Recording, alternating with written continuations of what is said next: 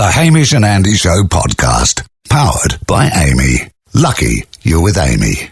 Good morning, everybody, on a special but a sad day for the Business Brunch. Unfortunately, our business mentor and the voice of Business Brunch, Peter Harvey, has, as many of you have probably heard, recently passed away after his battle with illness. It was a massive honour for us to have Pete as the voice of Business Brunch. Our condolences go out to the family, but it was Pete's and his family's wishes to continue as the voice of the Business Brunch, and we are honoured to fulfil that wish. Take it away, Pete. Right. It's time to get down to business. With your help, Hamish and Andy are covering off on every topic in the world. And right now, there is no topic more important than Limited edition foods or drinks. Before you do a skerrick of work today, make sure you know all there is to know about Limited edition foods/drinks. When we talk business, we talk Limited edition foods/drinks.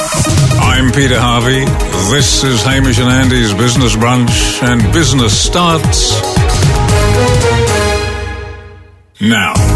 Thank you very much, Pete. Stoked to have you still kicking off the Business Brunch. It's Hamish and Andy with you, and Haim, we are hoping to cover off every single topic in the world over the next, what do we say is going to take us, how many years?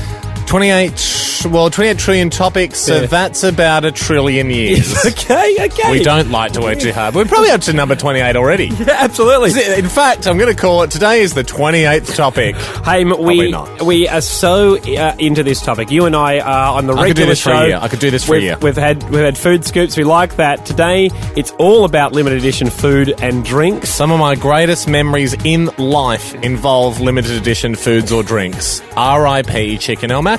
Yes, you do. I miss you. You do miss it. Call me. And here's the thing, vanilla Coke. Vanilla Coke, don't even get me started. Yes, I know it's still selectively available, but not as much as we would like to think. Here's the thing, Ando. Yeah. People, we need to say this right up the top. Yeah. A limited edition food or drink, you have to not get attached. It is a one-night stand. They make it very clear. That is why they call it limited edition. This is a one-time or two-time thing. It's a bit of fun. It's going to break your heart. It's going to break your heart if you think it's going to become a long-term relationship. It will not. Straight up. Something like the McFeast can break your heart. Which is Straight meant to be around forever and it got snatched away from us. What's interesting, Then straight what back. after this, in the UK, Nestle are giving someone a chance, or everyone a chance, to make a one-night stand their wife forever. Because Don't get your hopes up, guys. they've brought out 4 flavours. Yeah.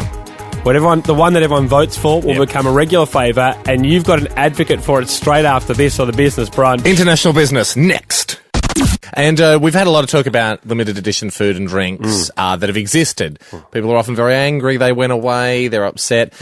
This is a chance for us to change the future of limited edition food and drinks. And I think it's a more positive message. In this country? Not in this country. We have received an email from a young man called James. Kit Kat is running a promotion. This is a usual thing that you see a lot of companies do.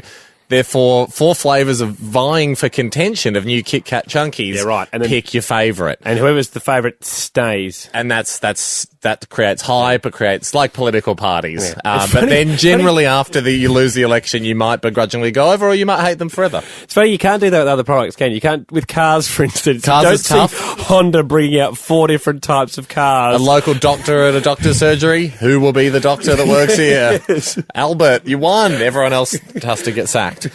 James joins us on the line from the UK. Yep. James, can you quickly run through the 4 flavours of Kit Kat Chunky that they're trying to make you guys pick between? Yeah, I think that's chocolate fudge, coconut, hazelnut, and mint. And mint. Now, you are a chocolate fudge man, aren't you? Yes. Your concern, as listed in your correspondence to the show, that you're worried that people won't understand the subtlety of chocolate fudge. Do you think they might think it's too close to chocolate? Well, I think so, and it's just quite a common flavour in other chocolate bars here. Yeah, right. How badly do you want chocolate fudge, James? Yeah. I think that's the only good one. It would ruin Kit Kats for me if they didn't pick it. Wow. That is a huge call. Well, it's funny you mentioned this, Haim, and James, because I received, and people, regular listeners of the Business Brunch would know that the emails get split, so I don't know 50-50. I don't know what you get, you don't know what I get. This is amazing that we've both got correspondence about this competition happening in the UK. Also international business from Andrew. He's in Cork, Ireland. It seems like the same promotion's running for Kit Kat Chunky. Is it, James? Yes, yeah. Yeah. He favours the peanut butter. Oh, there's peanut butter in there. James, have you got the option to choose peanut butter in your elections? No. It might be an Ireland. Well, joining us on the line's Andrew from Ireland. Andrew, you were very vocal about peanut butter chunky. Was the fudge an option in Ireland? Yeah, it was for a while. But I always favour the peanut butter because it was a bit more variety, because fudge is just tastes the exact same as normal chocolate. Ooh, James, what do you have to say to that? It doesn't taste anything like normal chocolate.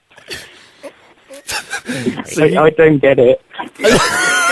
So James, you're baffled by these people that you don't think are looking into fudge closely enough as a flavour.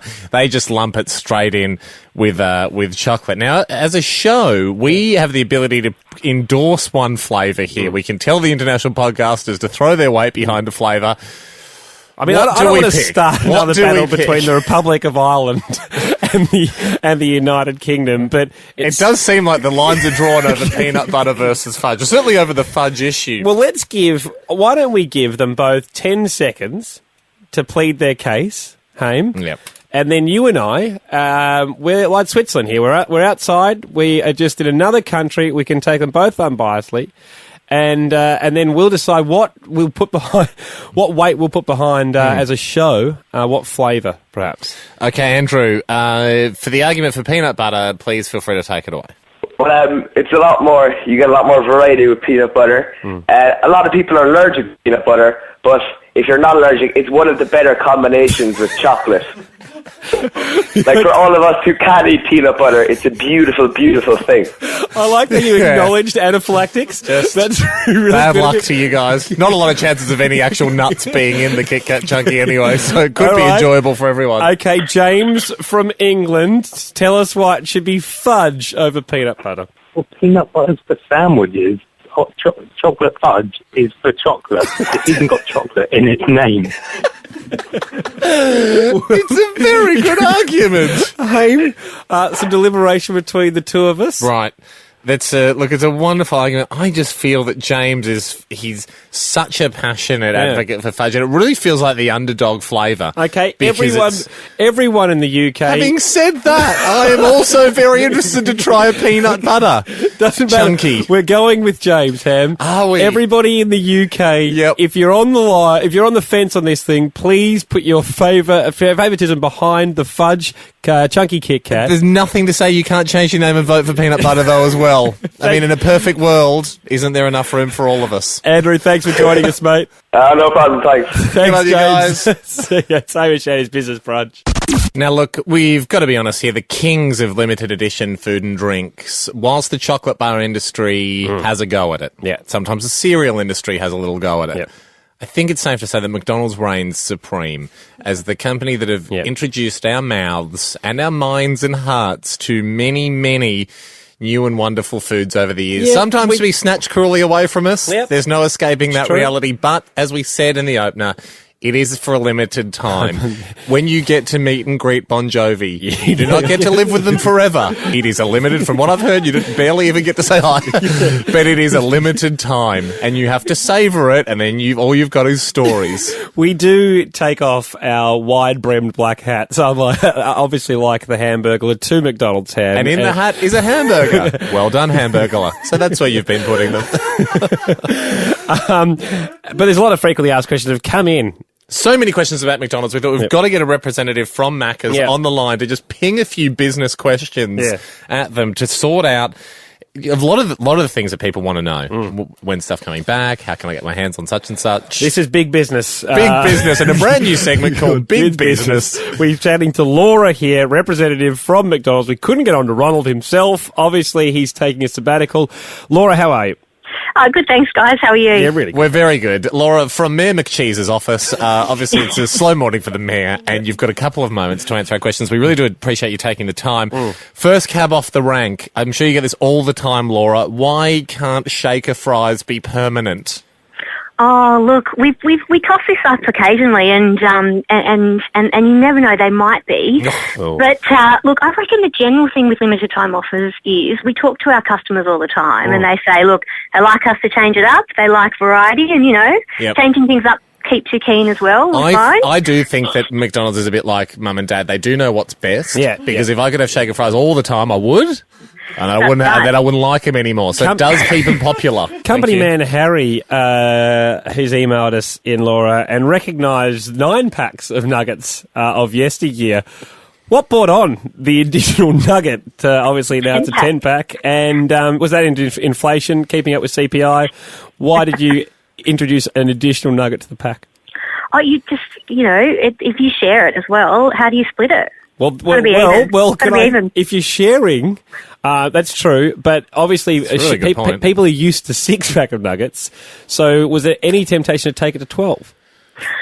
Well, potentially, or you could just be really nice to the person behind the front counter and they might throw in an extra couple for you. You never know. Is that a fact? Well, smiles are free, but it's nice to get an extra nugget. Okay, here, this is a personal question from myself.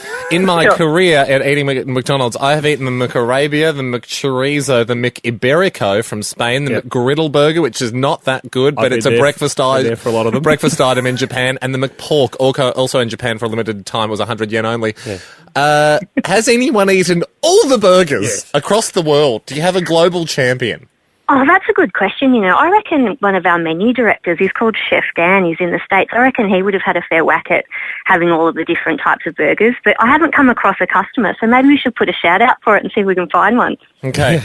Well, we do need to we do need to wrap this up in a sec, because this is big business. We could talk big business all day. We should point out actually that we're not sponsored by McDonald's. No. We just had a lot of questions come through, so we needed to focus on it. A few of them were angry. How about this? A lot were angry. We should point out, in all fairness, snatch this away. What's going on there? Chicken El Maco obviously goes down as the greatest burger that McDonald's has ever invented. Do we want to go out with the song? Do you remember the song, Laura? I don't. You've got From me the here ads? for me, though.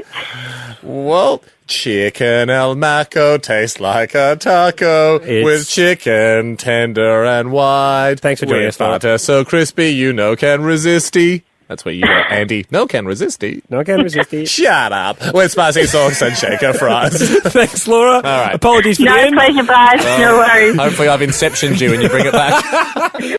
Today, Ham, the topic, of course, is limited edition food and drinks, as we do an emu bob through every topic in the world and making Very sure good that one, though. no topic is left unturned. When you do an emu bob, you pick up everything, don't you? Yep.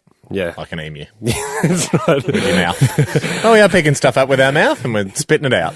Haim, so many great foods have been emailed in. HamishNanny.com/topics is the only way you get into this show. Go there, have a look at the topics. If something tickles your fancy, be sure to submit a bit of correspondence. Incredible. We do read everything. We had literally hundreds for today's show, so almost impossible to get through, but thank you to everyone that contributes. Keep trying. Maybe you'll get a mug. Haim, I certainly hope I get a mug for this. I've developed a bit of a game similar to MasterChef. Obviously, there's a taste test where everyone comes forth, sips from a pot, and tells you the people what the ingredients is. Yep. Ours is a harder game, so better than MasterChef. It's even got its own opener. What's the flavour? Tell me what's the flavour. Game. What's the flavour? Tell me what's the flavour from the name. So what am I doing? Yeah, good point. Haim, the idea of this game is I'm going to give you one of the foods that has been written in as it was a limited edition food or drink, but the name doesn't really tell you what the ingredients is. And I have to give you what the ingredients were. You know what this is, Ando? This isn't MasterChef. This is like when the guy from Tipsy McStagger came to steal the Flaming Mo recipe on The Simpsons and he poured it into his briefcase. That's what I'm doing. I'm just taking a name and a food and trying to figure out what's in it. First one. Tipsy McStagger challenge. Food name 1. The Shamrock Shake. Apparently they're very wrapped. It's from McDonald's. Easy. They're back in the US at the moment. It'd be for St. Patrick's Day, which is coming up in a couple of weeks. I think it's the 17th of March or something like that. It'd be peppermint choc. It'd have to be. It's a seasoned green dyed mint flavoured. I'm going to give it to you. It's got it. It's not going to be spearmint. It's going to be peppermint. Fantastic. Great fun. Well done. Food name 2. Hey, this one is from the ice cream range of Magnums. I'm not sure if you remember, but 96, 98. Magnum Egos? No. It's the 7 deadly sins. It was what Ego was one of them. No, it preceded the ego. I think ego would have been part of it, and maybe ego jumped. I've got all 7 and ego's on the list. Really? Yeah. Maybe ego was before it. No, ego's 97, after it. you say? Yeah, ego's after it. Ego came afterwards. Yeah. Okay, because everyone knows ego was chocolate, caramel, chocolate. Yes. So you had a little ozone layer of caramel orbiting between two So this universes is of lust, chocolate. revenge, jealousy, vanity, sloth, gluttony. We're all the different ones. That's I'm right. going to give you... They had girls gonna hugging the ice cream and stuff. I'm going to give you greed. What was in the greed ice cream? I think it was chalk balls in the ice cream. That's incorrect. It was golden tiramisu ice cream with a coffee swirl enrobed in Should have been dark chalk balls. chocolate. Should have been chalk balls. Probably worse and for you. amaretti. An amaretti. Yes. The first foray into alcohol in ice creams. Damn. Okay. Haim, he's 1-1 here at the moment. We go on to the third instalment. That was a good series of ice creams. Come on, mind back on the game. Food name 3. Ghostbusters Coke from 1989. Oh. What was in the Ghostbusters Coke? Wow.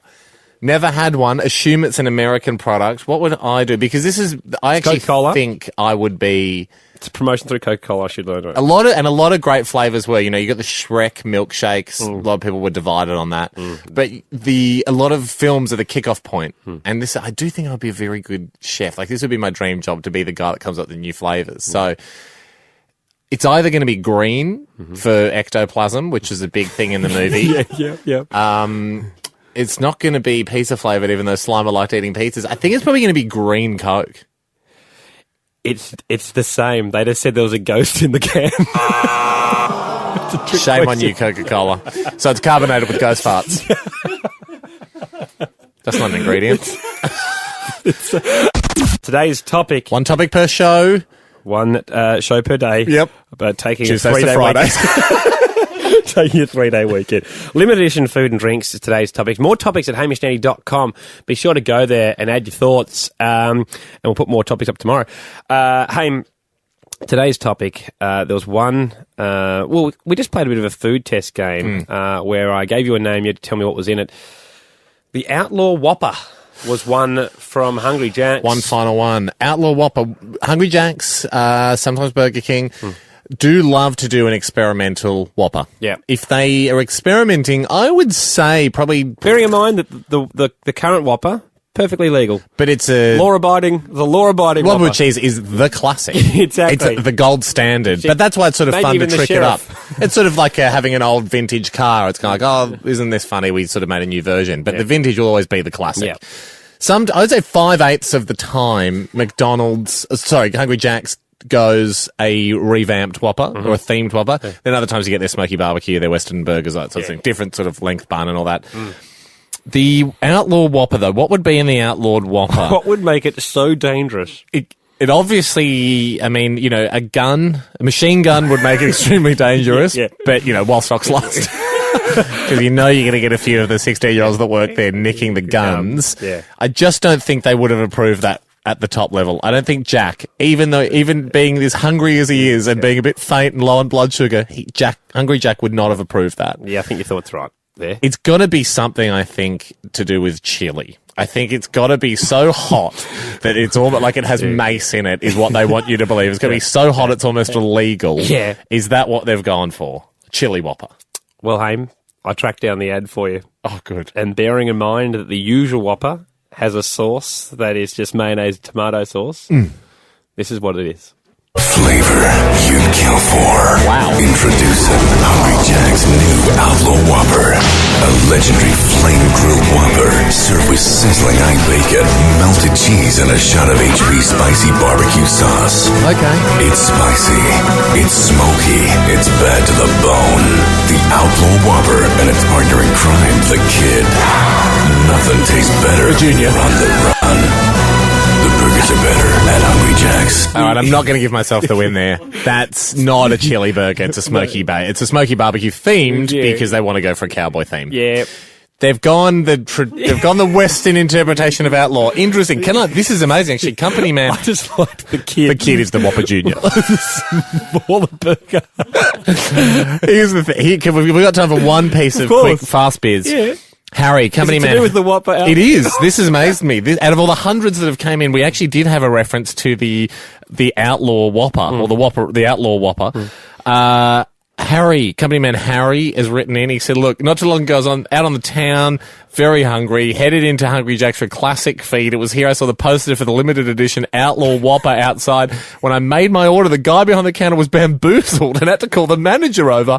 I was terrified. The manager told me that the promotion for the Whopper had finished some time ago. They'd just left the poster up. However, he made me one anyway, as he could see that I was an outlaw myself. As soon as the burger was in my hands, the manager took down the promotional sign. I firmly believe I had the last Outlaw Whopper before it was truly outlaw. What a hero. What a hero. That's all we've got time for this so business close brunch. to being mug-worthy. Make sure... Unlucky, though. You've already had your fun, Harry, with the Whopper. No one can take that away from you, Harry. Exactly. Thank you very much for being with us this business brunch. HamishStanley.com/topics to add to the conversation. But if you want to listen back, the podcast is also there to subscribe. Pleasure doing business with you. That was the Hamish and Andy Show podcast, powered by Amy. Lucky you're with Amy.